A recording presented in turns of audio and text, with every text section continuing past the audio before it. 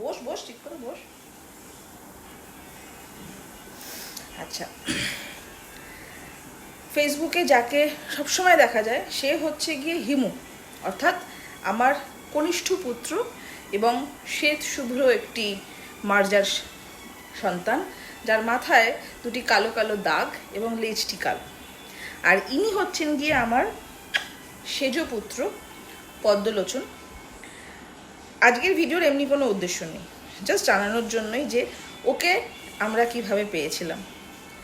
এই বাচ্চাটি রান্ট of the litre, অর্থাৎ ওর মা ওকে অ্যাবান্ডন করেছিল এইটা বুঝে যে ওকে খাওয়াতে পারবে না, সম্ভব নয় তার পক্ষে। কারণ সেই বিড়ালটি যতবার মা হয়েছে, অর্থাৎ আমি কিন্তু বিনোদিনীর কথা বলছি, হয়তো অলরেডি আপনারা বিনোদিনীর কথা শুনেছেন, ও যতবার মা হয়েছিল ততবারই ওর বাচ্চা মারা যায়।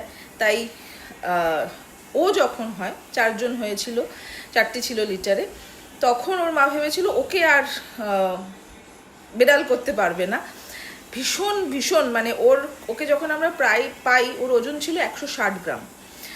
একটা আমরা যে কমপ্লেক্সে থাকতাম, এর আগের একটা কমপ্লেক্সে, সেখানে ব্যাক স্টেয়ার কেস যেটা রয়েছে তার সাইডে একটা ফায়ার যে ভেন্টগুলো থাকে, ফায়ার এক্সটিংগুইশার ভেন্ট যেগুলো, তার সাইডে একদম ঝুলের মতন আটকে ছিল।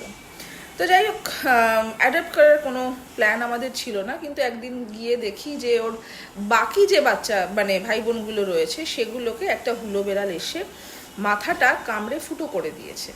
দেখুন, এখানে রেগেও লাভ নেই, কারণ এটা ওদের ন্যাচারাল ইনস্টিংক্ট। এবং ওই লিটারে সবকটাই ছেলে বেড়াল হয়েছিল। তো যাই হোক, মাটা মানে বিনোদিনী ভীষণ রকমভাবে কান্নাকাটি করছিল। তো ওকে উদ্ধার করে নিয়ে আসি এবং ওর সঙ্গে ওর লিটারের আরেকজন, তার নাম ব্যোমকেশ। ব্যোমকেশ এই মুহূর্তে আমাদের সঙ্গে নেই, কিন্তু তখন ওকেও রেস্কিউ করা হয়েছিল। ব্যোমকেশ কামড় খেয়েছিল হাতে, তো সেটা ট্রিটমেন্ট করা হয়, সুস্থ হয়ে যায় পরে। যাই হোক, নেই, এটা এখন ওই কথা বাদ দিলাম। তো ওকে 160 গ্রাম অবস্থায় পাই, ঠিক এইটুকুনি, জাস্ট এইটুকুনি ছিল। একটা বাক্সে রেখে আমি সঙ্গে সঙ্গে আমাদের যে ভেট যিনি আছেন, ডক্টর অসীমি, ওনাকে ফোন করি এবং রাখিদিকে ফোন করি, পেট ম্যানশনের যিনি ওনার, তাদের চেম্বার সবে বন্ধ হচ্ছে আর কি। আর ও তো মায়ের দুধ খাবে, মায়ের দুধ তো দিতে পারছি না, সো ন্যাচারালি আমাদের ফর্মুলা নিতে হবে। তখন ঘড়িতে বাজে হচ্ছে গিয়ে 7টা, 7টা 7:30 হবে। তো আমরা রিকোয়েস্ট করলাম যে একটুখানি খোলা রাখার জন্য তাদের চেম্বারটা। আর তখন আমি সদ্য গাড়ি চালাতে শিখেছি, এক নিঃশ্বাসে কোনো কিছু না ভেবে গাড়ি নিয়ে বেরিয়ে পড়ি।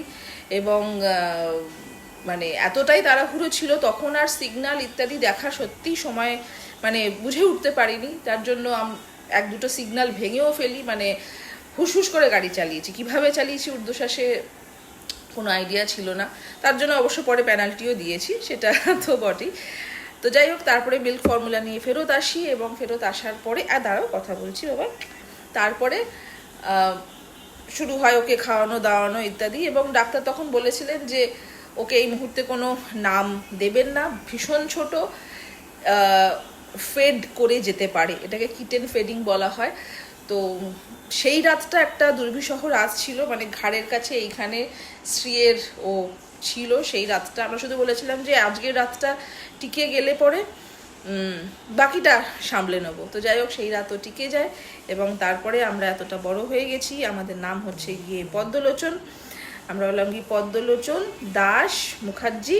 তো আমরা খুবই শান্ত, খুবই মিষ্টি প্রকৃতির একটি মার্জার সন্তান, এবং সারাক্ষণ ভয়ে ভয়ে থাকে। কেন ভয়ে ভয়ে থাকে তার কোনো আইডিয়া নেই, এটা বোধহয় ওর চালাকি। এবং ওকে যখনই হিমু এসে ওর পাশে দাঁড়ায়, ও দূর থেকে দাঁড়িয়ে ক্যাক ক্যাক করে চিৎকার করে, এক্স্যাক্ট সিবলিংরা যেরকম করে, মানুষের ছানারা যেরকম করে। তো এই হচ্ছে গিয়ে পদ্মলোচনের গল্প, কীভাবে ও আমাদের কাছে আসে, এবং এই হচ্ছে গিয়ে পদ্মলোচন। পদ্মলোচন সবাইকে প্রণাম করো। প্রণাম, আপনারা ভালো থাকবেন, ভালো থাকবেন, ভালো থাকবেন।